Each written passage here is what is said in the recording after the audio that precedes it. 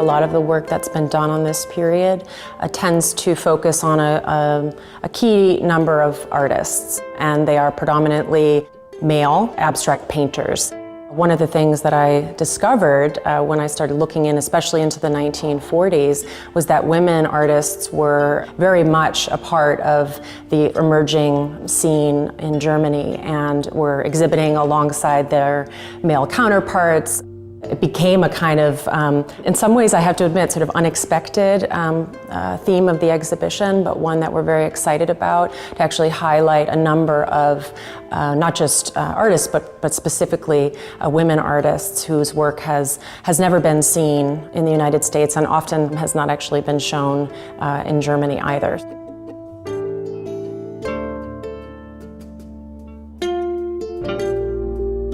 We also recently acquired 5 works by a woman artist named Louise Rösler, and she was, rather than continuing a painting practice, although she also painted, she really committed herself to collage. You know, artists were kind of grabbing like whatever they could in order to keep making.